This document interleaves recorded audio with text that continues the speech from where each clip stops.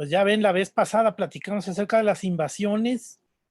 Yo creo que ese tema de las invasiones a México fue muy impactante y muy impresionante. La verdad es que recibí varios correos y bueno, pues estoy a sus órdenes para que cualquier tema que quieran que revisemos o que platiquemos sobre esto, pues estoy abierto, ¿no? Pues la verdad es que a mí me apasiona la historia. Yo escuchaba un poco lo que platicábamos hace rato y por supuesto que veo yo, quiero compartirles un poco la visión de lo que es para mí la historia, estudiar este tipo de temas. Para mí es un esfuerzo sobre todo para autocomprenderte. Yo creo que la historia te termina dando elementos para entender tu presente, para entender tus orígenes, para entender tu cultura, y que al final es un ejercicio filosófico. No creo que se pueda hacer filosofía sin conocimiento histórico. Eso yo creo que es muy difícil, es prácticamente imposible, ¿no? Y luego, por el otro lado, yo creo que la historia además, pues cotidianamente te enseña cosas, te enseña, vamos, desde interpretaciones sociales, políticas, económicas. Hace rato decían, no, pues es que Luis Echeverría, etcétera. Yo creo que por supuesto hay que entender todos los fenómenos previos al presente y cada vez le das una interpretación diferente. Ahora este año que ha sido el año del COVID, pues mucha gente interpretó de manera nueva lo que fue la epidemia de 1918, la gripe española, o también la interpretación que se hizo sobre lo que es la peste negra de 1347, 1348, de finales de la Edad Media, que acabó con un tercio de la población europea. Entonces, la verdad es que de repente eso se utilizó como herramienta, como conocimiento, y eso se termina dando una interpretación actual, cuando normalmente damos una interpretación a cada momento diferente a los eventos del pasado. Entonces, yo creo que el maximato sí te da una interpretación hoy y puede ser una interpretación diferente a la que se daba en los 80s o una interpretación diferente a la que se daba en los 50s. Pero bueno, pues un poco la idea es compartirlo, reflexionarlo. Yo creo que también vamos a decir cosas que durante mucho tiempo estaba prohibido decir. Estaba prohibido hablar acerca de la guerra cristera, estaba prohibido criticar al presidente, estaba prohibido cuestionar su trabajo democrático, el camino democrático que se había abordado en el siglo XX en México. Y yo creo que ahorita estamos en otra condición que efectivamente abre un poco la discusión.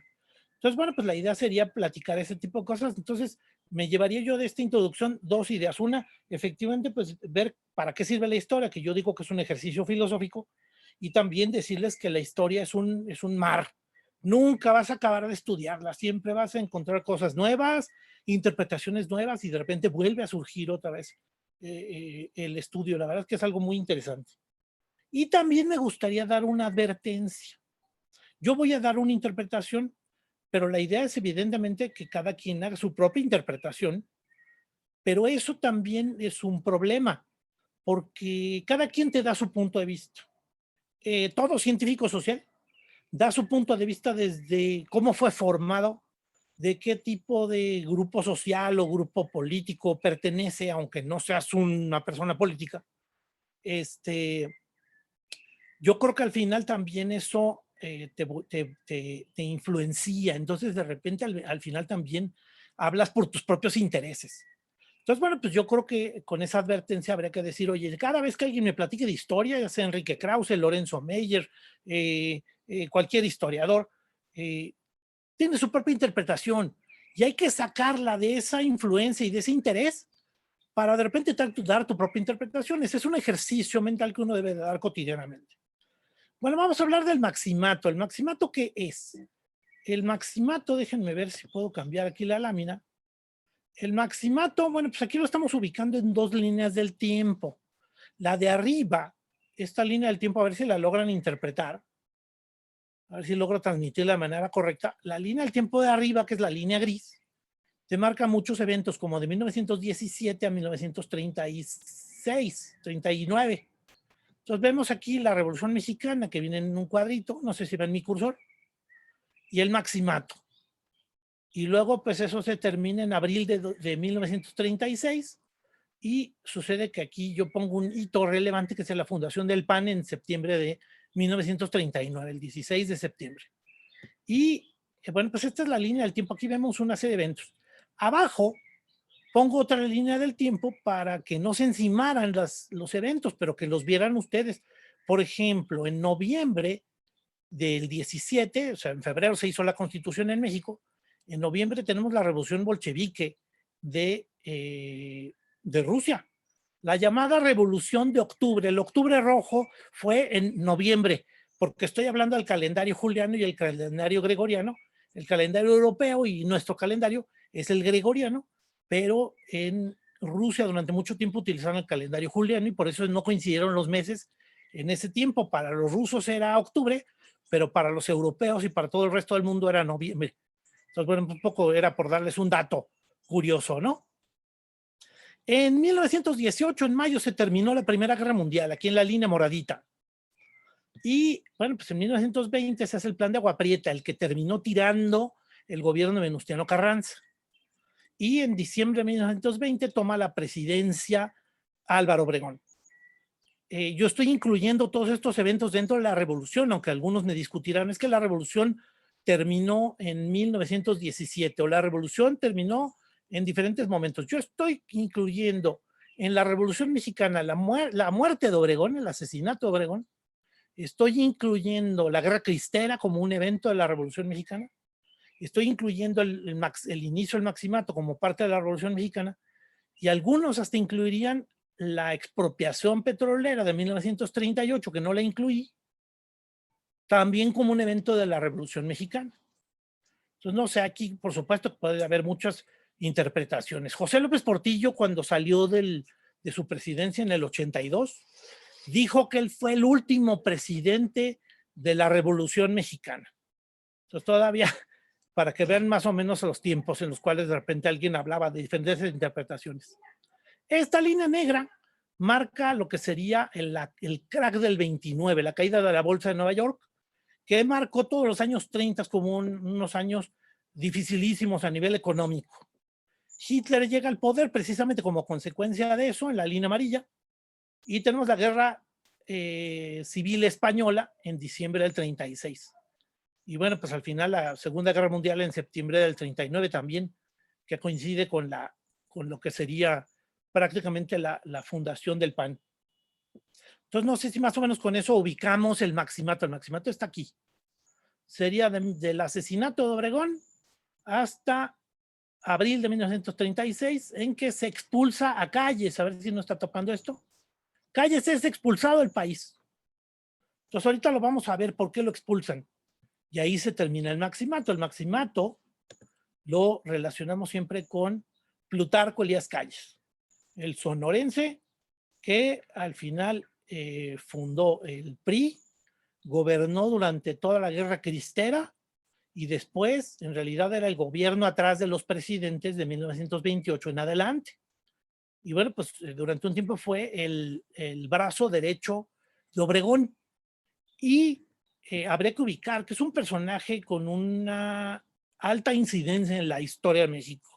No podemos explicar los años 30 si no utilizamos la idea de Plutarco Elías Calles, que además no se llamaba así. Él tomó el nombre de un tío y de diferentes familiares y al final se llamó Plutarco Elías Calles y luego sus hijos y ya su descendencia se apellida Elías Calles como un apellido compuesto. Pero en realidad él no era su nombre. Vamos a ubicar más o menos tratando de ayudar a esta ubicación. Pretendo mostrarles esta lámina en donde pongo esta línea morada que el mundo completo vive los totalitarismos. Es decir, aquí vive Stalin en Rusia con todo el Partido Comunista, vive Hitler con todo lo que serían los nazis gobernando en Alemania y después a partir del 39 van a meterse hasta Francia y van a dominar Europa hasta el 45 en que son derrotados y en ese tiempo se da el maximato que lo pongo aquí en el centro. Esta explicación también dice, bueno, pues es que aquí viene la Revolución Mexicana, se da el maximato pero aquí encima metería yo la cristiada, la guerra cristera, de 1936 a 1926 a 1929, y la fundación del PRI en 1929, que al final termina encimándose aquí el cardenismo, que va a tener una influencia muy importante en el PRI desde Cárdenas hasta López Portillo. Y bueno, pues la verdad es que ahí sí vamos a ver una serie de cambios, por supuesto, con sus variantes, porque además cada presidente le va a meter su propia personalidad al estilo de gobierno. Entonces, no sé si con esto más o menos nos vamos ubicando. Si hubiera alguna pregunta, pues estoy a sus órdenes. Miren, aquí estoy poniendo algunas características importantes de lo que sería el maximato. La duración es de 8 años, de 1928 a 1936. Es un modelo de gobierno totalitario. Es un modelo de gobierno totalmente dominante. Es totalmente autoritario. El que decide es Plutarco Elías Calles. Es un modelo corporativo. ¿Cómo logra de repente tener este señor tanto poder y tanta concentración y este totalitarismo viniendo de la Revolución Mexicana? En realidad, bueno, pues es que él utiliza un modelo corporativo. Después ese modelo lo va a modificar un poco Cárdenas, incorporando al sector agrario. Pero en realidad, bueno, pues estamos hablando de un sector agrario, un sector obrero, un sector revolucionario de militares, que al final conforman el PRI. Vamos, ahorita vamos a ver cómo se evoluciona, porque no nace como PRI el nombre, pero sí va a modificarse. Y al principio pues va a tener una orientación socialista abierta. Cárdenas llegó al poder por medio de elecciones como candidato del Partido Comunista Mexicano y gana las elecciones. Por supuesto, hay muchas características de cómo se ganan esas elecciones, cómo se dirigen, pero bueno, pues al final la orientación del gobierno de Cárdenas es totalmente socialista. Y va a ser también muy orientado a la parte obrera, porque el socialismo europeo está muy orientado a la parte laboral. Surge en la revolución industrial en el siglo XIX y al final, bueno, pues el sindicalismo y los grupos socialistas surgen de ver a los obreros en las fábricas. Pero México aquí no tiene muchas fábricas. Esa es parte de lo contradictorio un poco del nacimiento de este sector, porque poco a poco es que de repente se van a dar las empresas, pero a mediados del siglo XX. En realidad no existen muchas empresas, muchas fábricas. Y entonces la verdad es que para poder meter el sindicalismo, cuando se fuerza que haya sindicalismo y que haya sindicatos, pues en realidad los obreros no han tenido una cultura sindical, no han tenido un comportamiento sindical, ni han tenido una apropiación o un conocimiento de cuál es su papel dentro de la labor económica. Y bueno, pues por eso es que les cuesta mucho trabajo y al final Calles logra hacer que este tema lo controle él.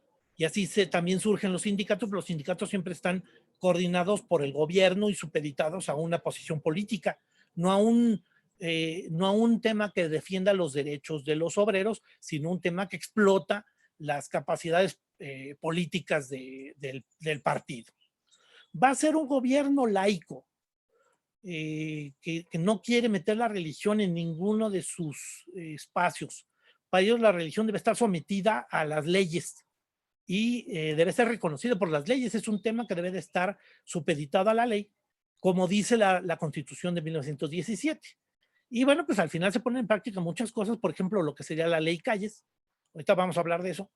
Y al final también se convierte en un fenómeno anticlerical. Muchos terminan teniendo actitudes anticlericales. Entonces vamos a ver fotografías durante la guerra cristera, como fusilan sacerdotes o como hay un enfrentamiento en contra de los sacerdotes. Héctor. Y en algunos casos es un movimiento anticatólico. Cuéntenme. Héctor, perdona la lata. Tienes una manita levantada. Ya no te pregunté si querías que te fuéramos diciendo o las dejamos para el final o tú nos dices cómo. No, yo creo que si lo hacemos activo va a ser bastante más. Perfecto. Está José Antonio Delgado con la manita levantada. Cuéntame, Antonio. Hola, buenas tardes. Bueno, yo primeramente quería agradecer el comentario, la exposición que hiciste aquí, justo cuando, permíteme. Se cortó. Sí, estaba batallando con la señal. A ver si ahorita regresa. ¿Alfonso se llama? Sí. No, era José Antonio, ¿no? José Antonio, perdónenme. Se pidaba Delgado. A ver, si quieres, síguele mejor y ahorita que él te interrumpa cuando entre. Y bueno, y dentro de este comportamiento anticatólico, por supuesto, se va a fomentar, políticamente van a fomentar grupos anticatólicos. Esto va a tener varios momentos intensos de lo que sería el anticatolicismo, particularmente en Tabasco y en Yucatán. Va a haber grupos anticatólicos muy radicales. Por supuesto, esto también va a tener un enfrentamiento contrario. Entonces surge aquí el grupo sinarquista, va a haber un grupo radicalizado también del otro lado, que al final terminan tomando hasta posiciones verdaderamente llamativas. Por ejemplo, los anticatólicos de Tabasco se pusieron un uniforme y se pusieron las camisas rojas, y al final desfilaban en las calles y hacían una demostración totalitaria tipo soviética. Pero pues al final los sinarquistas terminaron tomando una actitud igual y pues se pusieron camisas de color dorado, y entonces ahora ellos eran los camisas doradas y hacían demostraciones iguales, y al final terminaban tomando saludos fascistas. Entonces, bueno, al final decías, oye, pues esto cómo va a terminar, es evidente lo que va a pasar, ¿no? Al final el enfrentamiento entre esos dos grupos pues va a llevar al extremo, ¿no? Y a la violencia extrema, cosa que sí pasó. Y bueno, pues al final este es un fenómeno que simula una transición. Entonces, si quieren, más o menos eso quería yo con estos textos, con esta idea, más o menos ubicarnos con una serie de ideas y poner sobre la mesa a ver cómo los vamos ordenando. Pero bueno, pues ahorita ya empiezo a hablar acerca de la cronología para poderla ir platicando. No sé si hasta aquí hubiera alguna pregunta, comentario, duda. Sí, yo me quedé con la mano levantada, discúlpenme. Primero quería agradecer al IPADE pues por este módulo de cultura, me encanta, es algo que me gusta mucho del programa, porque nos da alguna visión histórica de lo que está sucediendo en el país, ¿no? Yo quería, por ejemplo, agregar lo que dijiste, Héctor, de que depende mucho del historiador, ¿no? Eso es clave. Yo, bueno, pues siendo de la Ciudad de México y teniendo una mamá muy inquieta, ella, sí, porque se iba mucho al centro, ¿no? Pues aquí en la Ciudad de México el centro está llenísimo, ¿no? De historia. Entonces, bueno, pues ella iba mucho ahí y encontró un grupo de historiadores del Departamento del Distrito Federal con visitas guiadas gratis, ¿no? Éramos como 350 o 400, pues, que íbamos a esas conferencias. Y yo quiero decir esto, es muy importante la visión del historiador. Como bien dijiste, no es lo mismo Krause que Meyer, ¿no? Son completamente, inclusive Krause ni es historiador, ¿no? Creo que se ha formado historiador, pero bueno, no tiene la carrera y siempre hay encuentros. Yo quisiera recordar que la historia ha sido escrita por los vencedores, entonces tenemos una cuestión ahí, pues, incompleta. Sin embargo, no nos podemos basar en otra cosa. Por ejemplo, yo hace poquito vi un seminario en la UNAM, hablaste de la fundación del PAN, ¿no? Y este seminario de la UNAM era de 3 meses, o sea, donde se analizaba cómo el PAN surge de las sociedades secretas cristianas de aquel México, ¿no? Entonces, eso yo no lo he visto, para mí fue muy sorprendente. Hay un libro del Fisgón también que narra cómo el PAN salió de movimientos fascistas, pero nuevamente es el Fisgón, obviamente sabemos quién es el Fisgón, pero la UNAM se me hace más objetiva y habla también de este surgimiento del PAN a la sombra de sociedades secretas cristianas. Malo, bueno, no lo sé, pero por como vas a hablar de la cristiada, bueno, yo quería poner este antecedente, porque la cristiada, como bien dices, pareciera que es un movimiento que es anticatólico, pero también hay que ver la parte del petróleo que existía durante esos años, y lo que pasó, ¿no? Estaba un poco disfrazado entre una participación de la iglesia para intereses particulares. Bueno, era mi comentario nada más. No voy a poder hablar al final, por eso quise hablar un poquito, me tengo que desconectar a las 8, pero bueno, quería agregar estos tintes a raíz de tu comentario. Muchas gracias a Bueno, todos. Gracias, a las querido 8 nos Pai. vamos todos, así que mejor vamos a apurarnos con la sesión. Mejor ya no interrumpimos tanto. Muchas gracias, Antonio. Mira, yo Es que es quisiera, importante. reforzar dos ideas que tú comentaste.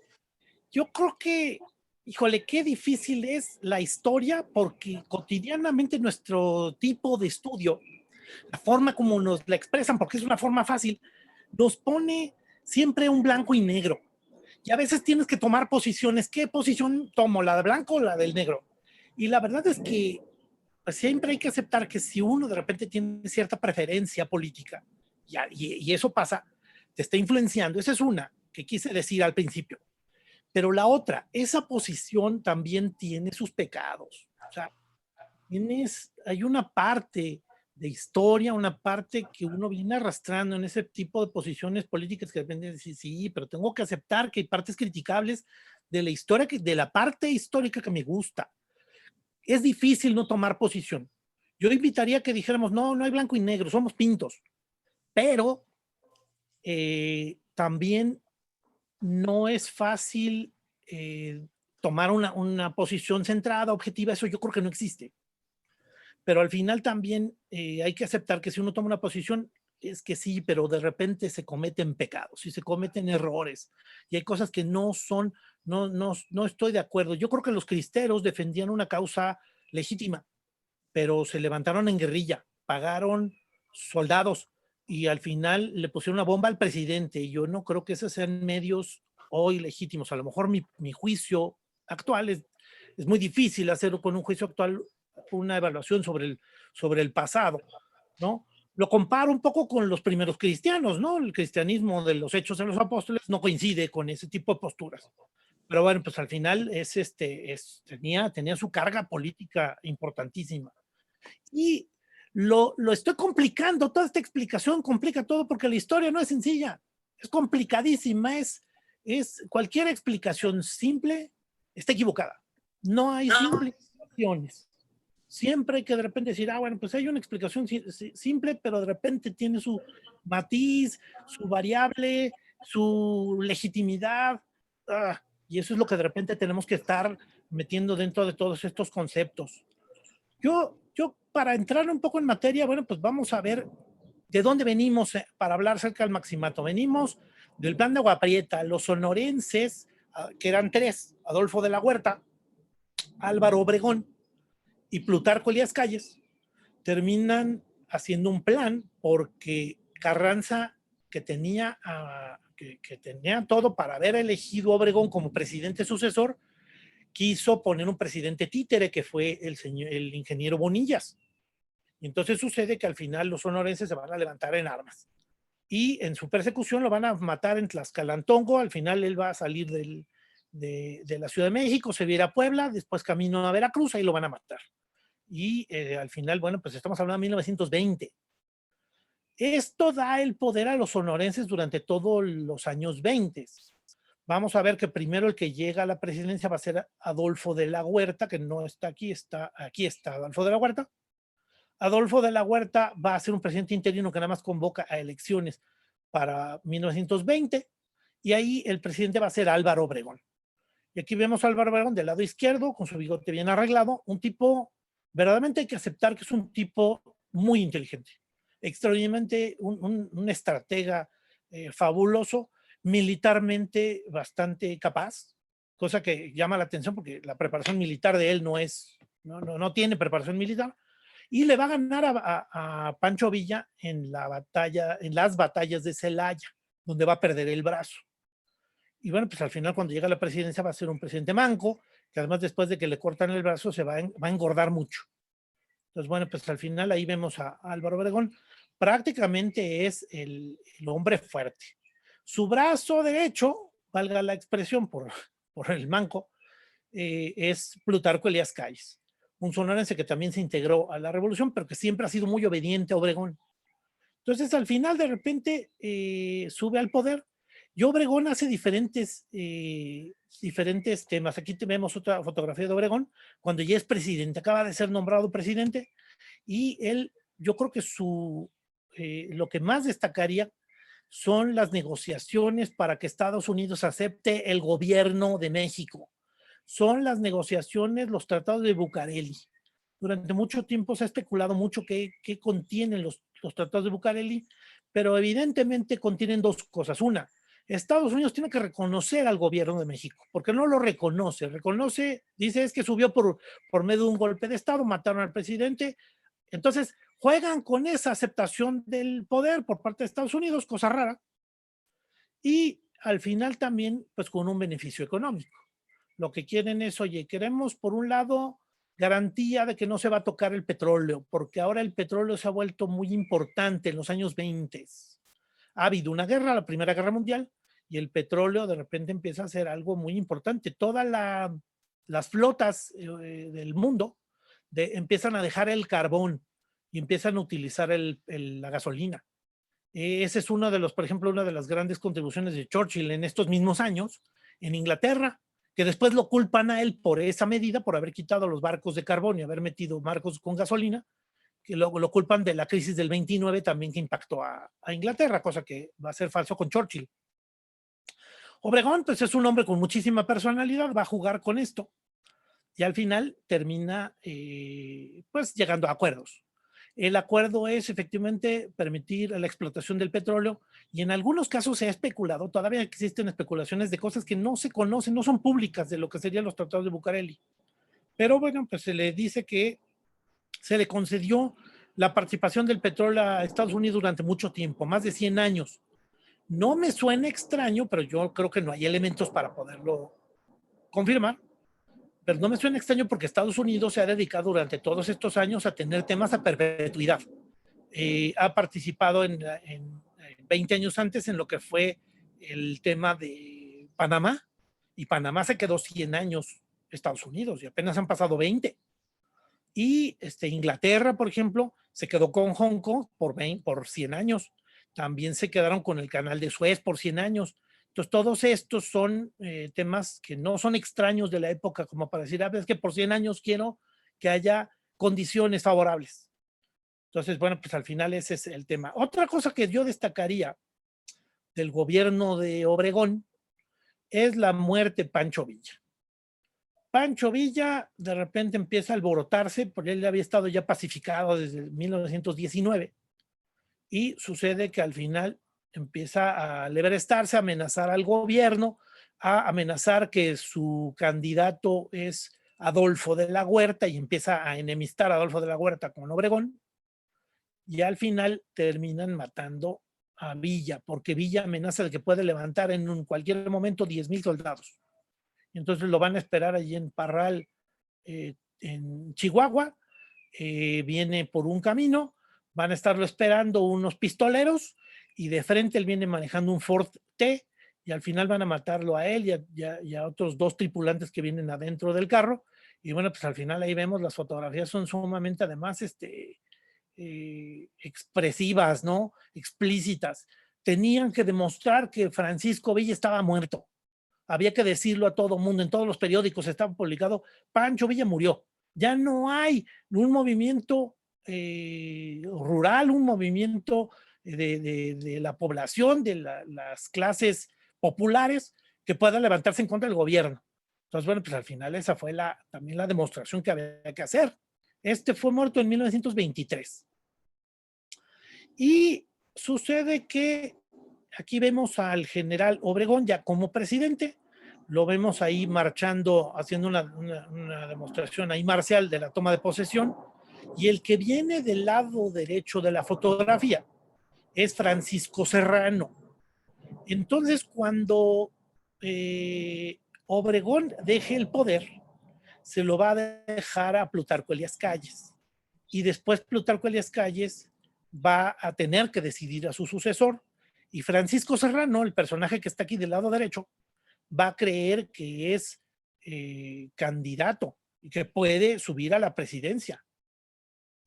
Sucede que cuando termina el gobierno de Obregón, cuando al final Obregón dice, bueno, ya terminó mi cuatrienio, el gobierno por 4 años, de 1920 a 1924, sucede que elige a Plutarco Elías Calles y Adolfo de la Huerta no le gusta.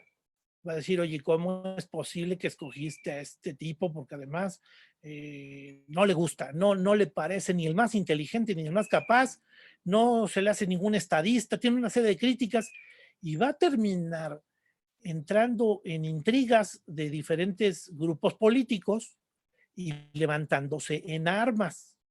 Y entonces al final va a provocar una rebelión que va a detonarse en 19 estados de la República.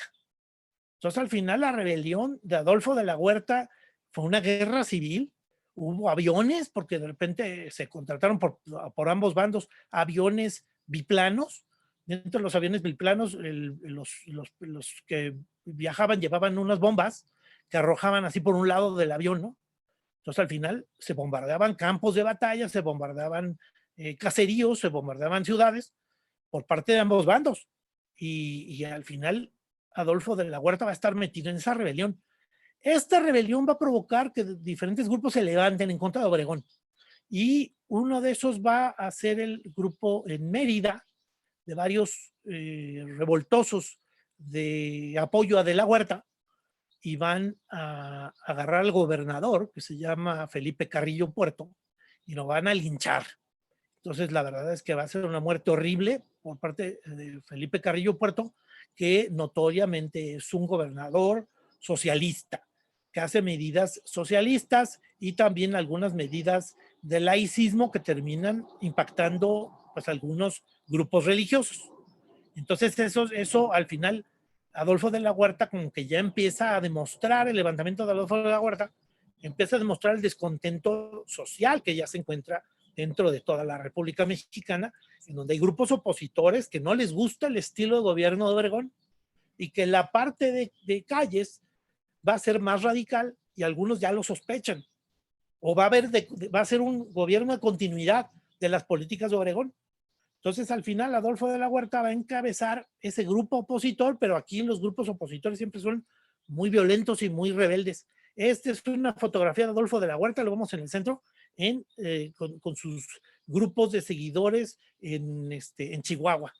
Y bueno, pues al final te estoy mostrando cómo hay levantamientos en Mérida, en Yucatán, y hay levantamientos en Chihuahua, hay aviones en toda la República, hay bombardeos, y al final termina habiendo una guerra civil muy importante que impactó en algunos gobiernos, como el de Yucatán.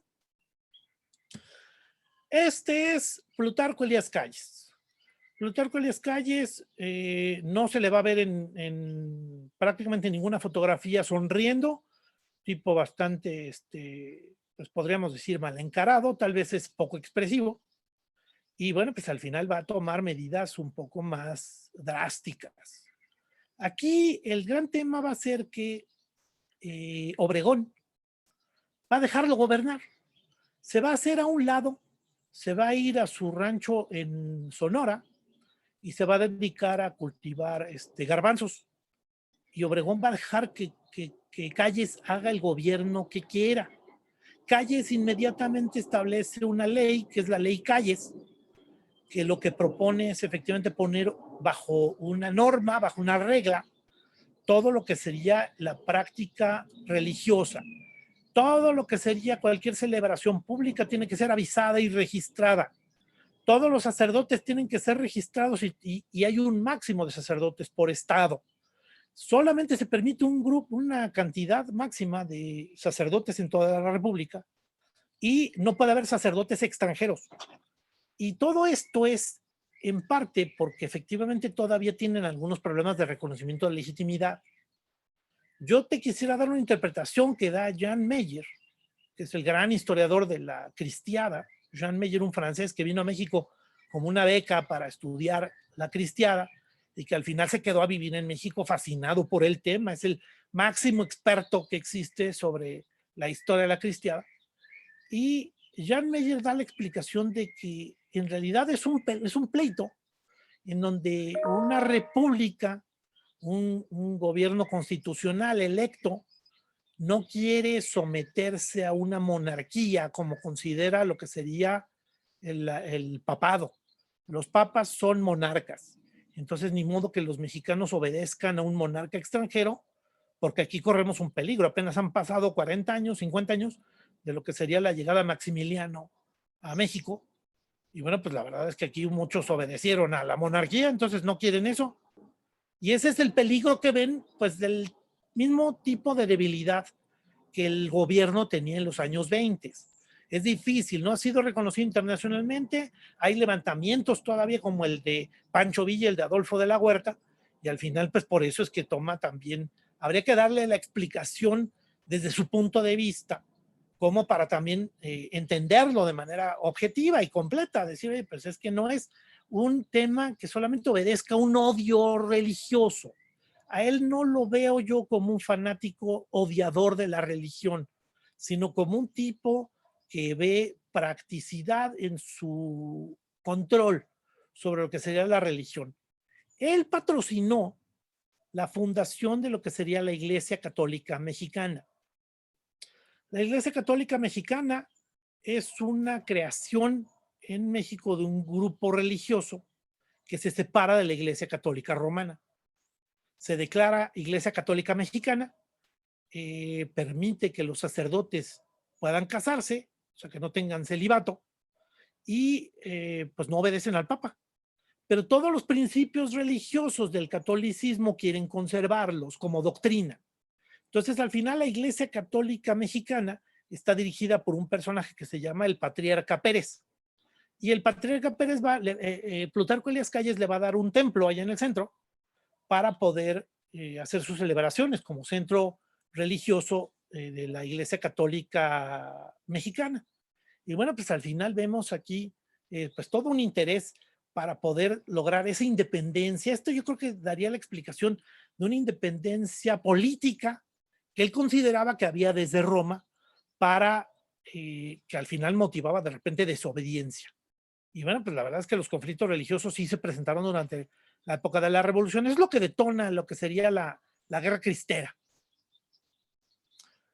Cuando el gobierno de Calles va a terminar, él de repente orienta todo porque Obregón quiere regresar al poder. Obregón quiere regresar al poder porque considera que las medidas que Calles ha tomado provocaron una rebelión. Ahorita iba a hablar de la Guerra Cristera que se da al mismo tiempo. Pero cuando Obregón quiere regresar al poder, sucede que Francisco Serrano, el que mostré en la fotografía anterior, que estaba con Obregón, es un gran general que estuvo con Obregón, bastante rudo, y que participó con él en hechos de la revolución. Al final se quiere poner como candidato a la presidencia. Entonces él pide que el dedazo, cuando se elija el nuevo presidente, sea él. Plutarco Elías Calles seguramente le hizo algún tipo le dio elementos para que sospechara que él iba a ser el candidato. Se empezó a crecer y empezó a cooptar grupos políticos para que lo apoyaran en su candidatura. Y cuando viene a ser Obregón el verdadero candidato, Francisco Serrano se enoja, se separa del grupo de gobierno y quiere hacer una candidatura propia. Y entonces pues se va a hacer campaña por toda la República. Va en una de esas giras, se va a ir a Cuernavaca. En Cuernavaca hace una campaña chica con un grupo de seguidores en el Casino de la Selva, y en el Casino de la Selva se van a presentar unos policías, van a detener a Francisco Serrano y van a arrestarlo. Van a decir que se lo van a llevar a la Ciudad de México. Entonces, pues él no opone resistencia, es arrestado ahí en el Casino de la Selva, y al final se lo van a llevar a México, y en el camino, pues antes, vamos a medio camino, se van a detener, le van a amarrar los brazos, las manos en la espalda con alambre de púas y lo van a torturar de una manera terrible. Va a ser golpeado terriblemente, va a sufrir varias fracturas en la cara. Ahí podemos ver la fotografía de cuando el cadáver de Francisco Serrano fue llevado a México. Pues ahí ya para poderle cerrar la quijada tenían que amarrarlo con una venda. Y bueno, pues al final Francisco Serrano va a tener una muerte espantosa. La narración de Martín Luis Guzmán en La sombra del caudillo, un gran libro del siglo XX, me parece uno de los grandes, de las 10 grandes obras máximas del siglo XX mexicano, La sombra del caudillo, narra la historia de esos levantamientos, de este señor Francisco Serrano, ya poniéndose como candidato. Precisamente es la primera parte del libro. Pero después va a revolverse la historia, porque además Martín Luis Guzmán es temeroso, porque ese libro no lo escribe en México, lo escribe desde Madrid y lo escribe por entregas. Y al final lo están enviando a México, pero él lo está publicando en España. Y es un libro prohibido. Se hizo al final una película de La sombra del caudillo, en la cual aparece Ignacio López Tarso como este personaje, como Francisco Serrano. Y al final sucede que la historia la van a hacer película, la van a querer exhibir, y el gobierno mexicano va a prohibirla. Va a decir, no, no se puede exhibir esta película. Y va a ser hasta la época de Salinas que finalmente esa película se desenlata y terminan pudiéndose hacer pública. Pero bueno, pues al final es un gran libro, La sombra del caudillo, y la historia de la película también llama mucho la atención. Y bueno, pues al final ahí vemos que eso es parte de la historia que se vivió. Y revuelve esta historia con la de Adolfo de la Huerta en la segunda parte del libro. Entonces, los dos grandes revoltosos en contra del caudillo, que sería Obregón y Calles revuelto, al final el personaje que se opone al presidente es precisamente el protagonista del libro. Y bueno, pues la verdad, la forma en que mataron a Francisco Serrano es terrible. Y es parte de las demostraciones también de poder que se tienen en esa época. Cuando llevan el cadáver a la Ciudad de México, se lo llevan en un carro y suben con el carro en la rampa del castillo de Chapultepec, que es donde vivía el presidente. Cuando llegan con el cadáver de Francisco Serrano a la puerta del castillo, sucede que el cadáver lo avientan y azotan la cabeza ahí contra los adoquines para mostrárselo al presidente.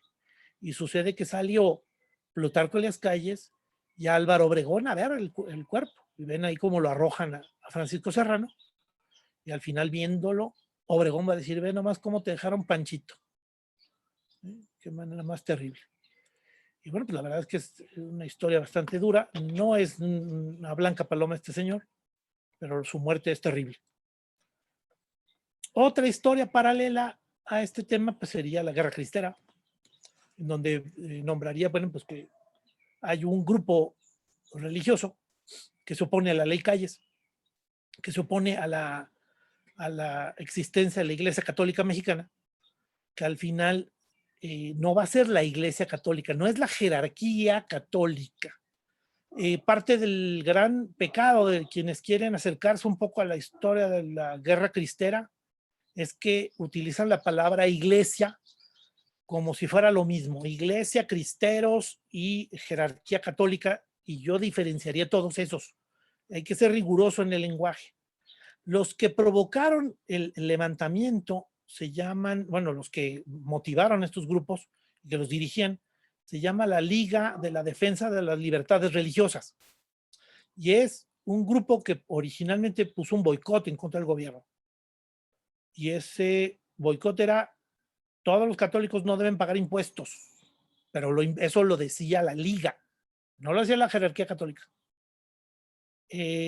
Todos los católicos tienen que oponerse al gobierno, no pueden comprar cosas que produzca el gobierno.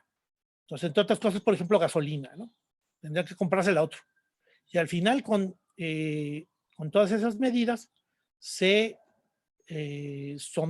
ordena la suspensión de culto, que la jerarquía católica, sumada a la Liga de la Libertad Religiosa, pues ordena la suspensión de culto. ¿Sí? ¿Está bien? Entonces cerremos las iglesias. El cierre de las iglesias general se ordenó por parte de la liga, como parte del boicot. O sea, había gente que quería ir a bautizar a sus hijos y no podía, porque estaba cerrada la iglesia y el sacerdote no podía impartir sacramentos. Y sucede que al final también había alguien que se estaba muriendo y no podían darle la extrema unción. O había gente que se quería confesar y no había confesiones, porque todo eso estaba prohibido. Entonces al final, pues era para oponerse al gobierno de Calles. Y bueno, pues al final este modelo pues terminó en una guerra. Una guerra que por supuesto tuvo evidentemente un origen, también si le buscamos, pues tiene un origen porque el gobierno está atentando contra principios religiosos, pero la liga toma una posición radical. Y al final, tal vez es por la falta de diálogo, eso también habría que ponerlo en la mesa. Y al final esa situación pues lleva a esta tensión. Al final la liga empieza a patrocinar ejércitos, empieza a patrocinar armas, prohíben la leva obligatoria. La gente que se suma es voluntaria. Y al final terminan dando el mensaje de que todos los que mueran en la guerra cristera van a ser mártires.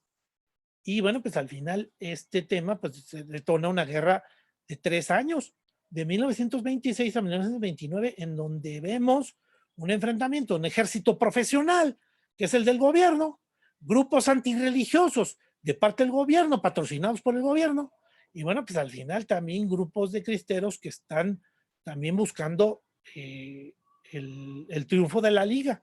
Y bueno, pues en todo eso, hasta la liga terminó patrocinando un general que se llamaba Enrique Gorostieta, que dirigía a los cristeros y le pagaba su sueldo mensual. Entonces, bueno, pues al final esa es parte de toda la historia trágica de la guerra cristera.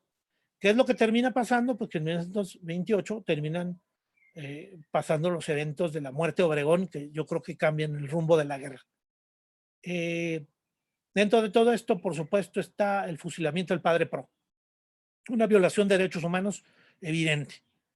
Pero sucede que los personajes que intervinieron, el fusilamiento del padre Pro fue porque hubo un atentado en contra de Obregón como candidato. Obregón era candidato, estaba haciendo campaña y al final como candidato pues, sufrió un ataque por parte de él, de grupos religiosos o grupos politizados. Le pusieron una bomba en su coche. Obregón no va a morir, pero finalmente pues atrapan al padre Pro como uno de los que está ahí metido supuestamente y lo van a fusilar además de manera expedita. Es una cosa que se hace en menos de un mes. Entonces la verdad es que también aquí se ven medidas muy radicales evidentemente de ambos bandos, pero bueno, pues, por supuesto que el poder y la fuerza la tiene el gobierno, ¿no? Este va a ser al final, ¿dónde termina este evento? Termina con el asesinato de Obregón. Este asesinato de Obregón va a tener diferentes temas. Uno, se va a dar en San Ángel, en la Ciudad de México. Obregón sale de la Ciudad de México porque, San Ángel estaba en las afueras, era como una zona de descanso. Él se va a ir hacia la Bombilla, donde actualmente hay un monumento a Obregón. Ahí era un restaurante. En el restaurante le dan una comida porque él ganó las elecciones. Y los guanajuatenses le están haciendo una celebración como presidente electo. Entonces él va a ser el presidente de 1928 a 1932, porque así fueron las elecciones y ganó. Y sucede que estando en esta comida, se va a acercar un dibujante. El dibujante le va a mostrar un dibujo que le hizo. Va a decir, mire, aquí está dibujado. Él voltea y ve el dibujo y le sonríe al personaje que le está dibujando. Y sucede que este personaje va a sacar una pistola y le va a dar varios balazos. Obregón va a caer de cara contra la mesa, con la comida. Al final se va a hacer un escándalo. Yo quisiera mostrarles, bueno, por ejemplo, aquí está el dibujo que le hizo José de León Toral. Es un dibujo que le hizo durante la comida. José de León Toral lleva una pistola escondida. Cuando le está mostrando, y hay un dibujo que trata de simular un poco la situación. Cuando el dibujante le acerca el dibujo, pues le pone ahí la pistola a Obregón, pero, y bueno, y ahí lo asesina. Y sucede que, por supuesto que va a peligrar lo que sería la sucesión presidencial, una crisis política enorme, y bueno, pues este tema es súper grave. Aquí el poder lo están detentando dos personas antes de la muerte de Obregón, que sería Obregón y Calles. Si ven, las medidas que está tomando Obregón pues son drásticas. Mató a Pancho Villa, sometió a Adolfo de la Huerta. Calles, pues provocó o detonó una guerra civil, que es la Guerra Cristera. Y también mató a Francisco Serrano. Y bueno, pues la verdad es que el gobierno es autoritario, es totalmente rudo. Entonces, al final, estos grupos que se ven amenazados están también explicando sus motivaciones. Y pues vemos aquí a José León Toral ahí acercándose, haciéndole el dibujo y lo van a matar.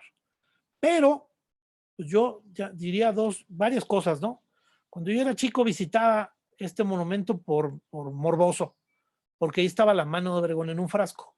Entonces de repente alguien me dijo que estaba ahí la mano, fui a verla con mi hermano y ahí a veces iba yo a ver la mano porque estaba horrible, ¿no? Y entonces está ahí en un frasco de formol, porque Obregón cuando perdió su brazo en la batalla de Celaya, lo pusieron en un frasco de formol y ahí lo estaban exhibiendo. No es el único caso en donde vemos personajes que utilizan parte de su cuerpo como si fueran reliquias religiosas, ¿no? Entonces al final, bueno, pues también, por ejemplo, el mismo Santana puso su pierna también en exhibición y después la enterró y ahí hubo otros eventos. Pero bueno, por ejemplo, aquí, bueno, pues vemos la mano de Obregón, esa estuvo mucho tiempo ahí puesta hasta que finalmente Carlos Salinas en su gobierno terminó haciendo una ceremonia y quemaron la mano, la, la incineraron. Y cuando uno visitaba este lugar, había varios balazos en el piso. Entonces hay un vidrio, cuando tú llegas a este monumento, el monumento está alzado sobre el piso, tipo, no sé si han conocido la tumba de Napoleón, pero el efecto que quiere darse es el mismo. Se quieren asomar a donde murió Obregón, entonces uno hace una especie de reverencia a la hora de estar asomándose. Y adentro del monumento hay un círculo que tenía un vidrio, ahorita el vidrio está todo opaco, pero a través del vidrio uno veía los balazos en el piso. Y bueno, pues llama la atención, oye, ¿cómo es posible si lo baleo ahí junto? Y pues, ¿qué posibilidades hay de dar varios disparos? ¿Cómo va a dispararle al piso? Porque hay dos balazos en el piso. Todavía ahorita ahí están, pero casi no se ven por el vidrio, ¿no? Y en 1936 fue publicado este artículo en el periódico Excelsior. Fueron 6 los asesinos del general Obregón, o Toral usó 6 pistolas, porque sabemos que hay varios calibres, hay varios balazos, y al final, pues es lo que nos explica cómo va a ser que tengamos todos estos balazos, y sucede que Obregón recibe 19 perforaciones de bala en la comida que le hicieron los guanajuatenses cuando había un solo pistolero, ¿no? Entonces esta es una historia conocida que al final motivó también una novela de una persona que yo no recomiendo para nada, que es Francisco Martín Moreno. Me parece un pésimo historiador que nada más tergiversa las cosas y cuenta historias bastante malas. Pero bueno, ¿qué más? Pues al final, como la presidencia no la puede continuar Calles, va a escoger a Emilio Portes Gil. Y bueno, Portes Gil es el que va a empezar lo que sería el maximato. El maximato va a ser la secuencia de prácticamente las siguientes 4 presidencias en las cuales Calles va a dirigir el gobierno y va a hacer lo que se le pega la gana. Aquí, en alguna ocasión, de repente, la gente misma le pintarrajeó al presidente en una barda que aquí vive el presidente, pero el que manda vive enfrente, porque hablaban de que Plutarco Elías Calles vivía allá cerca de ese lugar, pero en realidad pues era el que mandaba, ¿no? Vivía en la casa del presidente, ¿no? Que era el Castillo Chapultepec. Emilio Portes Gil, bueno, yo destacaría varias cosas aquí de Emilio Portes Gil. Por un lado, él logra pacificar la relación con los cristeros. Al final termina hablando con la jerarquía católica establece que se va a aplicar la ley, pero que se va a tener preferencia sobre la Iglesia Católica. Van a permitirle que sea la guía espiritual de México, de los mexicanos. Y al final Emilio Portes Gil va a ser un mediador. Es obregonista. Entonces también eso tranquiliza a los obregonistas porque muchos creyeron pues, que Calles fue el que mandó a asesinar a Obregón. Y bueno, pues al final este señor es el que va a restablecer una relación más amistosa con Estados Unidos. Entonces, con la mediación de Estados Unidos y hablando con la jerarquía católica, finalmente va a pacificar al país, va a restablecerse las actividades religiosas y se van a pacificar los de la Liga un poco a regañadientes. Algunos grupos cristeros van a querer seguir levantados en armas porque algunas partes de la Liga pues, no han entendido cuál es la negociación y no participaron en ella. Los que participaron fueron la jerarquía católica. Entonces, bueno, pues un poco explicaría ese fenómeno. No sé si hasta aquí ha habido preguntas, comentarios, dudas.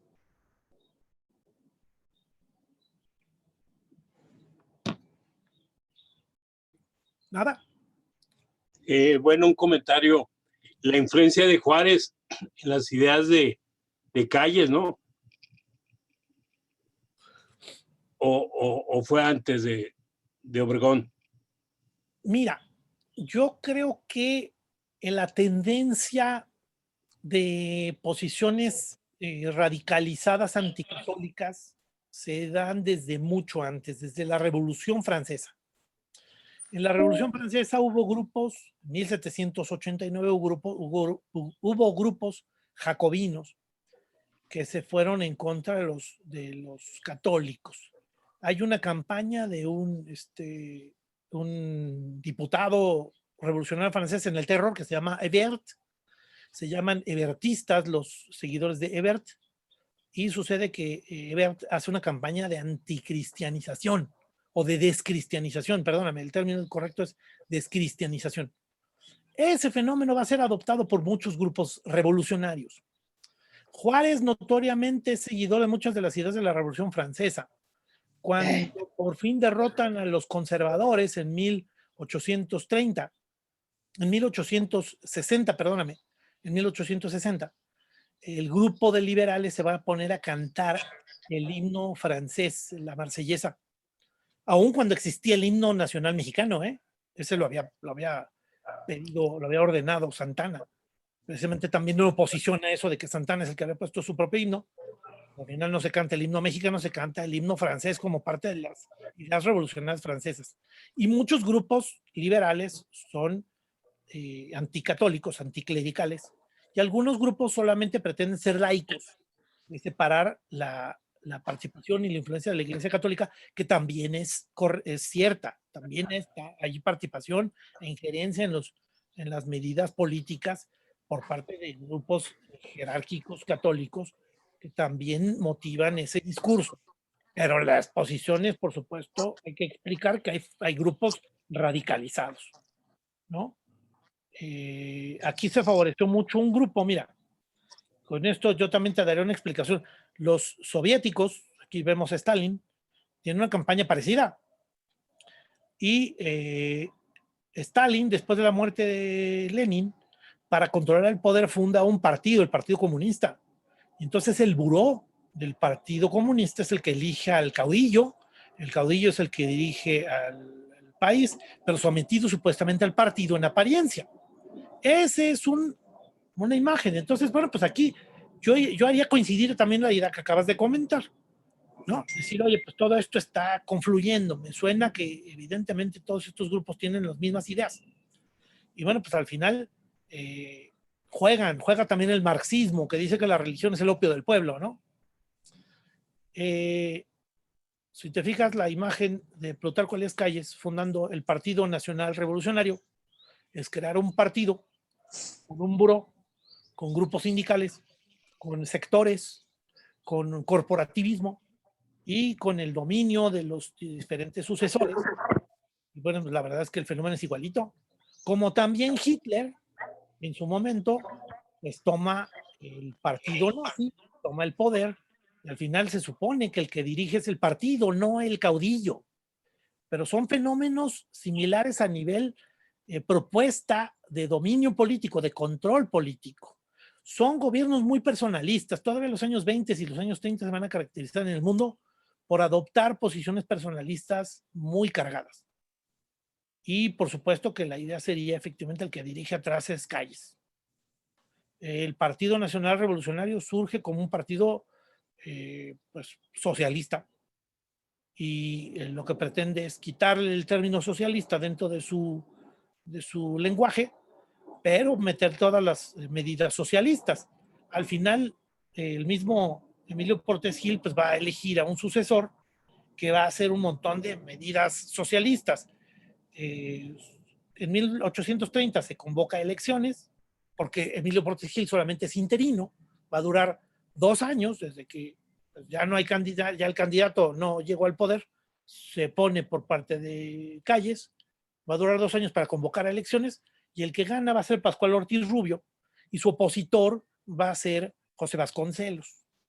Entonces, bueno, pues aquí está José Vasconcelos como un opositor a Calles y la propuesta de gobierno socialista, porque José Vasconcelos pues es totalmente abierto de derecha, es una persona que propone que la educación es el único camino para el desarrollo del país, hace una campaña de educación, su campaña es magnífica, es impresionante. Yo creo que José Vasconcelos debe ser considerado un gran héroe por haber creado todo un modelo educativo que verdaderamente revolucionó las condiciones en el país. Provocó que hubiera una secretaría eficiente. En el gobierno de Obregón participó como secretario de Educación, y después en el gobierno de Emilio Portes Gil fue rector de la UNAM y logró la autonomía de la UNAM. La autonomía como entidad, no depende del gobierno. Y bueno, pues al final compite contra Pascual Ortiz Rubio. Aquí vemos a Pascual Ortiz Rubio en 2 fotografías, y sucede que Pascual Ortiz Rubio va a ser partidario de varias ideas pues, prácticamente congruentes con la misma propuesta callista. Hace una modificación a la ley laboral y se establece por fin una ley federal del trabajo en 1831, que bueno, pues es la misma que rige. Hubo una modificación muy importante en el año 70, pero es la que rige todavía hoy, la que hizo este señor. Hay una ley de crédito agrario. Él estableció el Código Penal. Él incorpora a México en la Liga de Naciones. Él establece una red telefónica, propone la libertad de cultos, y él es el que va a hacer patente y va a apropiar por parte del gobierno la doctrina Estrada, que es la no intervención con otros gobiernos en otros países. Entonces, al final, esa doctrina Estrada que tanto ha repetido López Obrador, pues es de esta época, de la época de Pascual Ortiz Rubio. Pascual Ortiz Rubio va a ser electo presidente en 1830, va a subir al poder, va a competir contra Vasconcelos. Vasconcelos no va a reconocer, va a decir que hubo fraude electoral, y va a convocar a un plan de levantamiento. Ese plan de levantamiento pues va a invitar a la gente a que haga una revolución y tiren al gobierno de Pascual Ortiz Rubio. Y la verdad es que, bueno, José Vasconcelos se va a cruzar a Estados Unidos y va a repetir un poco la historia de Madero, pero al final, pues, José Vasconcelos, que está aquí en esta foto, pues no va a tener tanto seguimiento, ni mucho eco. Va a terminar yéndose a España. En España va a escribir cartas a México, firmando como presidente legítimo mexicano, varias. Y bueno, pues al final es un personaje que yo creo que pertenece a una generación muy importante de escritores. Pero su obra más importante, que sería, bueno, tiene 2 obras importantes. Una sería La raza cósmica. Pues él está apropiándose de la idea de la raza como una idea de superioridad racial. Pues tiene alguna carga de influencia de los nazis. También eso habría que meterlo dentro de toda la idea. Ahora, de todas maneras, este es un personaje que yo creo que hizo mucho bien al país en su campaña educativa. Y yo reconocería esa labor. Después invitó a una revolución por medio de un plan, el plan de Guaymas. Y bueno, pues al final terminó exiliado. Y en el exilio escribió otro libro que se llama El Ulises Criollo, en donde habla acerca de Ulises. Ulises es el personaje de la Odisea, es el que está pues, pasando periplos y vergüenzas en diferentes partes del mundo, pues sufriendo para poder regresar a su casa. Y pues por eso es que toma un poco el nombre, también copiando el título del libro de James Joyce, del Ulises, ¿no? ¿Por qué aparece Pascual Ortiz Rubio con la cara vendada en la foto de la derecha? Pues porque hubo un atentado el día de su toma de posesión. Él acude a la Cámara de Diputados, jura ser presidente con la Constitución, le aplauden todos los diputados que son del partido, y al final, a la hora de salir, un tipo sale con una pistola y le da un pistoletazo en la cara y le va a romper la mandíbula. Entonces, durante mucho tiempo su gobierno, él va a tener este vendaje y bueno, pues ahí va a estar tratando de dar una imagen pues todavía de presidente, pero la verdad es que esto ya empieza a detonar un poco su debilidad. Él trata de liberarse de Calles, pero no va a poder. Y por eso al final en 1932 va a renunciar. Y su renuncia va a provocar que suba al poder este otro personaje que se llama Abelardo Rodríguez. Pero todos los presidentes, Emilio Portes Gil, Pascual Ortiz Rubio y Abelardo Rodríguez, al final se terminan siendo presidentes títere de Calles. Y bueno, pues al final Emilio Portes Gil, perdóname, Abelardo Rodríguez hace pues un gobierno acorde a lo que quiere Calles. Entre otras cosas, por ejemplo, manda a hacer la carretera Puebla-Tehuacán. ¿Por qué? Porque a Calles le gustaba ir a Tehuacán a tomar aguas termales y a someterse a paseos de veraneo. Y bueno, pues había que hacer una carretera adecuada para que el que mandaba pues pudiera ir en carretera a Tehuacán. Ahí fue donde hace la elección de quién va a ser presidente en 1934. Junta todo el gabinete de Abelardo Rodríguez. Abelardo Rodríguez también asiste. Y ahí es donde empiezan a decidir quién va a ser presidente en 1934, siendo presidente Abelardo Rodríguez. El que decide es Calles en Tehuacán, en su casa de descanso, porque bueno, pues el que va a decidir es el caudillo, no va a ser el presidente. Entonces, al final, bueno, durante toda esta época dije yo que había grupos fanáticos radicales. Este es un grupo fanático antirreligioso, boicoteador de grupos religiosos. Este grupo se llaman los Camisas Rojas. Ahí vemos dos fotografías, la grande que está del lado izquierdo, en donde están desfilando los Camisas Rojas, que los nombré hace rato, o sea, son desfiles tipo militar, son muchachos pagados por el gobierno, becados por el gobierno para que estudien, para que vivan en casas como internado y para que sean, se sometan a reglas y orden doctrinario que establece Tomás Garrido Canaval, este personaje aquí abajo que fue 2 veces gobernador de Tabasco y una vez gobernador de Yucatán. Entonces llama mucho la atención porque va a ser gobernador de 2 veces de un estado y además luego del otro. Y luego va a ser secretario de Agricultura cuando Abelardo Rodríguez es presidente. Entonces al final va a terminar llegando a al gabinete y va a pasar al gabinete de Lázaro Cárdenas como secretario de Agricultura.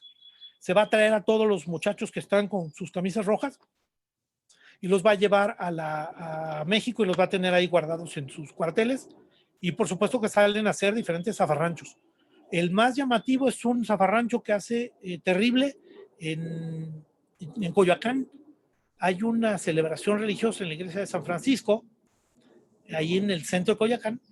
Van a ir los Camisas Rojas a romper la ceremonia y la gente adentro de la iglesia va a salir enardecida y van a empezar a atacar a los Camisas Rojas, que al final tienen que salir huyendo.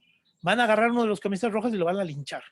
Y a otros los va a refugiar el delegado de Coyoacán, que está precisamente en el centro de Coyoacán, cruzando la plaza.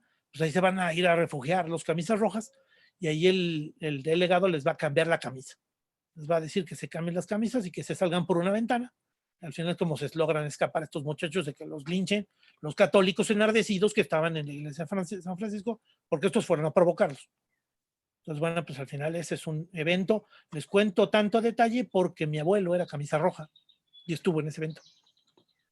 Entonces, me llama mucho la atención y bueno, pues por supuesto que mi abuela contaba muchos temas acerca de Tomás Garrido Canaval como un personaje pues para ella, a ella no le gustaba nada, ¿no? Le parecía un personaje bastante macabro. Era un personaje que no tomaba nada de alcohol, absolutamente nada. Era abstemio y había muchas historias alrededor de él, pero una de las cosas es que hacía ceremonias en las escuelas, así como los honores a la bandera, en donde sacaba cristos o sacaba imágenes religiosas para que los niños pasaran formados a darles de palos en el patio. Este es Lázaro Cárdenas. Lázaro Cárdenas, al final, pues Plutarco Elías Calles lo elige, lo considera un posible títere nuevo, va a poder manipularlo, y pues Lázaro Cárdenas tiene un perfil bajo, ha sido obediente. Él fue un personaje tranquilo, había sido gobernador de Michoacán, había sido congruente con las políticas de socialismo de Calles, y bueno, pues pareciera que iba a ser obediente. Tan pronto sube al poder, pues lo que va a hacer es que de repente va a empezar a tomar algunas medidas drásticas. Una de las características es que, por ejemplo, él va a tomar posición partido internacional. Él va a apoyar a los republicanos españoles y va a terminar aceptando muchos refugiados españoles del lado republicano.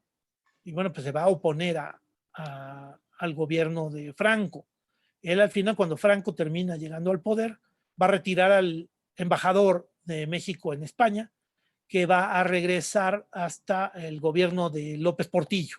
Hasta López Portillo vamos a tener al primer embajador de México en España, que va a ser Gustavo Díaz Ordaz.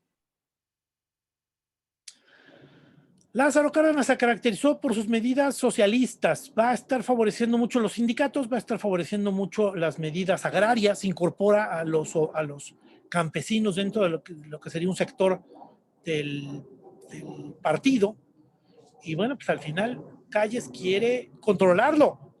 Entonces, dentro de ese control, pues él trata de hacer cambios, trata de no obedecer a Calles, y Calles lo que hace es que, como este señor empieza a ser desobediente, pues le empieza a generar huelgas. Dice, si estás muy sindicalista, pues mira cómo te voy a provocar. Entonces provoca huelgas en contra de Cárdenas, provoca levantamientos y marchas en contra de Cárdenas, patrocinadas por Plutarco Elías Calles, que además tiene a Tomás Garrido Canaval introducido dentro del gabinete de Cárdenas. Y bueno, pues al final aquí tenemos esos enfrentamientos políticos. Terminan siendo tan graves que al final Lázaro Cárdenas ordena que un grupo de soldados y policías acudan a la casa de Plutarco Elías Calles. Plutarco Elías Calles tenía su casa en la Ciudad de México, en Iztapaluca, en una casa muy grande que se llama la Hacienda de Santa Bárbara. Él estaba sin esperar a que nadie llegara y estaba reponiéndose de un resfriado. Los soldados y policías van a llegar, van a tocarle la puerta, él va a recibirlos, y al final, a la hora de recibirlos, entran a su casa, van a decir, señor, pues venimos por usted porque va a ser expulsado del país inmediatamente. Todavía Plutarco Elías Calles estaba con bata, estaba con pijama, pantuflas. Al final, por supuesto, muy molesto, pero entiende que la situación es prácticamente incontrolable.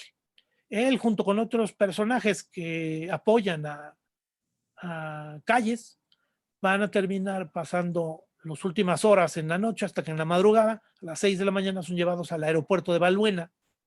Antes ahí estaba el aeropuerto. Y al final ahí se suben a un avión que los va a llevar a Bronzeville, en Texas. Y ese avión después, bueno, pues ya los van a cambiar de avión para que lleguen a Los Ángeles. Y ahí es donde va a hacer declaraciones. Entonces aquí estoy mostrando la última fotografía de Plutarco Elías Calles en México. Al final, Cárdenas va a expulsarlo del país por intromisión y por ser dañino al gobierno de México. Y bueno, pues con eso Cárdenas toma lo que sería la posición totalmente cardenista. Eso modifica también el partido ya no se va a llamar PNR, ya no se va a llamar Partido Nacional Revolucionario, ahora se va a llamar Partido de la Revolución Mexicana, y bueno, pues es lo que hace que el partido pues tome el mismo cariz que decíamos hace rato. El partido, el buró es el que decide, el presidente pues simula estar obedeciendo, aunque es el caudillo verdadero, y el partido pues tiene sus sectores que al final conforman el gobierno, y bueno, pues eso es lo que va a terminar convirtiéndose en el PRI en el siguiente sexenio. Y por supuesto, pues una de las grandes medidas de Lázaro Cárdenas va a ser la expropiación petrolera, cosa que si lo reflexionamos con los primeros momentos de la exposición, ¿cómo es posible que México haya podido, el presidente, haya expropiado el petróleo y se lo haya quitado a empresas norteamericanas para hacer una compañía de gobierno, una compañía nacional, y sucede que no pasó nada? Era evidentemente en condiciones ceteris paribus, en condiciones normales, Estados Unidos hubiera invadido, inmediatamente invadido a México, pues ya lo había hecho y lo demostró, lo hizo en la Revolución Mexicana, lo hizo en el 47, le quitó territorio a México. No había por qué dudar que Estados Unidos podría haber invadido. Pero Lázaro Cárdenas tiene la inteligencia o la suerte, yo no creo que sea suerte, de haber leído bien las condiciones internacionales. En marzo del 38 se sabía que venía la guerra, que los alemanes tarde o temprano iban a provocar una guerra. Y las tensiones internacionales por la pertenencia al petróleo iban a ser graves. Estados Unidos no podía abrir varios frentes, no iba a querer invadir México cuando sabía que tenía que después participar en la guerra. Cosa que al final le urgía entrar a la guerra. No, todavía en esa época como que Estados Unidos no sabía de qué bando meterse, si del lado nazi o del lado de Inglaterra. Se tardó un año en entrar a la guerra con esas condiciones, año y medio. Y bueno, pues al final eso permitió que México hiciera la expropiación petrolera como una labor de parte del presidente, como un proyecto, que al final, bueno, pues mantuvo el petróleo bajo las condiciones que todavía hoy conocemos, algunos cambios con la reforma energética, que bueno, pues al final terminan siendo hoy boca política. Y bueno, pues efectivamente también lleva a ser tensa la relación con Estados Unidos, que al final el sucesor de Lázaro Cárdenas va a ser Manuel Ávila Camacho y va a permitir que haya una relación de buen vecino, gracias también a Franklin Delano Roosevelt. Al final Roosevelt va a decir, pues va a utilizar la política del buen vecino, porque sabe que no le conviene enfrentarse a México cuando puede ser un aliado en la guerra verdadera, que sería la que interesa a Estados Unidos, ¿no? Y bueno, pues más o menos este es un poco el panorama que quise explicarles. El tiempo es muy corto, se platican muchas cosas, quise hacerlo ágil y dinámico con algunas explicaciones. No sé si tengan preguntas, dudas, comentarios. Y tienes dos manitas levantadas. Ahí está José Galván y luego Salvador Hurtado. Oye, Héctor, ¿cuál es el nombre de pila de Elías Calles? No lo recuerdo. Lo debía haber anotado porque como siempre es Calles, no. Plutarco. No. Elías Calles. No. Pero no se llamaba Plutarco Elías Calles. El nombre lo adoptó. No Sí. lo recuerdo, la verdad, ¿eh?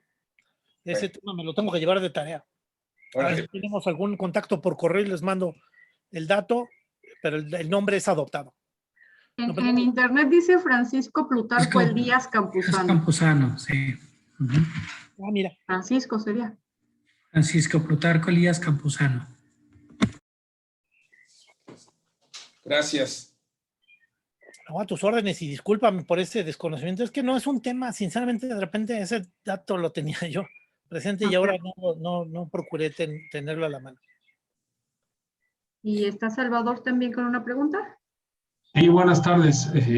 La pregunta que yo quería hacerle al doctor Hudson es, ¿qué pasó en ese momento? Porque no se habla mucho, pero sí hay referencia de cuando Lázaro Cárdenas solicita pues, a toda la gente que vaya y que aporte dinero, ¿no? Para pagar parte de la deuda y el conflicto con Estados Unidos. ¿Qué tanto se tornó? O sea, ¿sí estaba crítica la situación entonces? No, yo te voy a decir que hay varios elementos que dicen que no sirvió de mucho. O sea, perdóname, déjame decírtelo con más claridad. Es una campaña popular, es propaganda. O sea, al final la gente llevó ahí al Palacio de Bellas Artes, llevaban gallinas y llevaban cerdos y los regalaban al gobierno. Y pues él estaba muy agradecido con la reacción de la gente a partir de la expropiación petrolera y esa reacción fue un poco inducida y dirigida. La verdad es que gallinas y aportaciones de la población pues no ayudaban a lo que sería el pago de los dueños expropiados. Los dueños expropiados que pedían la guerra con México y que se les recuperara sus empresas, pues no los apoyó el gobierno de Estados Unidos y al final terminó el gobierno de Lázaro Cárdenas pagando. Hay unas empresas británicas que también no pudieron entrar porque la tensión europea era terrible. No entraron a una guerra con México y la expropiación fue lograda por parte de Cárdenas. La verdad es que la aportación de la población no sirvió de mucho a nivel económico. Yo creo que a nivel político sí sirve mucho. Sí da una demostración de un apoyo popular enorme. Un tema que yo creo que es Lázaro Cárdenas es el presidente que más popularidad tuvo, más aceptación por parte de la gente, más entusiasmo provocaba entre la población y sus seguidores. Yo creo que después podríamos incluir a López Mateos como un personaje que también fue muy querido por parte de la población. Y bueno, pues la verdad es que López Obrador de repente suma tumultos, pero yo creo que la característica, el personaje de Lázaro Cárdenas lo maneja de manera magistral el control popular o el apoyo popular. Por supuesto, con un manejo de propaganda y una tensión política muy grave y evidentemente también aquí habría que caracterizar que Lázaro Cárdenas muestra al enemigo exterior que es una medida maquiavélica. No sé si accidentalmente o por interés verdadero, pero por supuesto que la amenaza de una guerra o la amenaza de no pagar o la amenaza de las empresas es pública, es conocida y bueno, pues al final la población reaccionó. Y bueno, yo creo que sí fue bien explotada para el objetivo que buscaba Cárdenas. No sé si logré contestar la pregunta. Sí, muchas gracias. Oye, creo que le bajé la manita a David. David, querías preguntar algo, ¿verdad? Ese me fue David Romero. Bueno, está también Jaime Solano. Jaime. Yo quería preguntar, después del asesinato de Obregón, que se señala a León Toral y a la madrecita Conchita como la autora intelectual, ¿se profundizó más esta investigación o ahí quedó? Y Calles, pues, queda como el más probable autor de esto. Mira, yo sí estoy sugiriendo que el asesinato de Obregón sí fue una conspiración de más de una persona y con intereses políticos claros, abiertos. O sea, sí estoy diciendo que hay grupos políticos metidos y que el asesinato en La Bombilla no pudo haber sido León Toral. Además, hay explicaciones de varias personas, hasta de cristeros, que al final defienden que León Toral es un mártir. Él va y mata a Obregón de decisión propia. También le dan la inocencia a la madre Conchita. La madre Conchita era una religiosa que tenía a su cargo un convento de Tlalpan.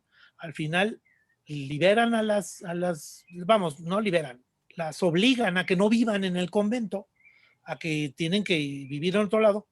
Y ella sí estuvo participando en la proporción del arma a León Toral, que se utilizó para el asesinato. También participa otro personaje que se llama Carlos Castro Banda. Él es un personaje que después va a poner una bomba en la Cámara de Diputados y el gobierno le va a agarrar y lo van a mandar a las Islas Marías, al igual que a la madre Conchita. Ambos se van a conocer, van a estar ahí conviviendo en las Islas Marías y se van a casar. Y después los van a liberar y se van a regresar en los años 30 a la Ciudad de México y ya van a estar ahí viviendo como pareja porque está casada la madre Conchita con Carlos Castrobalda. Y bueno, pues al final yo creo que es complejo porque las investigaciones no son muy claras y porque hay mucha leyendas que quieren además legitimar su posición. Entonces al final es confuso, pero yo sí creo que hay una conspiración por parte del gobierno por matar a Obregón y es cierto que también se detuvieron las investigaciones. Ya no hubo mayores investigaciones después del asesinato porque ya el culpable era León Toral, lo torturaron para sacarle la confesión. Las torturas fueron exhibidas, están documentadísimas y al final lo fusilaron el año siguiente, en febrero del 29. Bueno, gracias. No, a tus órdenes. Y la última, Bernardo Bulnes, por favor.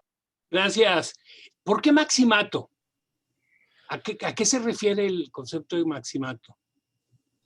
Uy, buena pregunta, no lo sé. Al final te voy a decir que él se hacía llamar El máximo de el la jefe revolución. máximo de la revolución. O sea, aparte del discurso a la hora de la muerte de Obregón, es que también la campaña del nacimiento del PRI, bueno, del PNR, la imagen de Calles al público se benefició mucho con hacer una campaña como que él era el único que defendió la revolución, el último caudillo.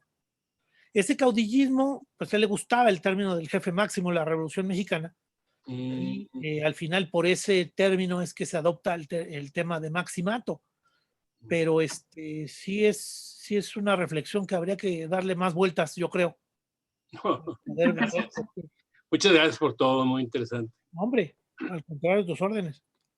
Héctor, te voy a grabar el chat y te lo mandamos y bueno, pues la gente está pidiendo la presentación, así que con mucho gusto. Por supuesto, claro que sí. Muchas gracias. Y bueno, pues muchas gracias por esta sesión, la verdad es que es muy interesante y los esperamos entonces en la próxima, señores, que tengan buena noche.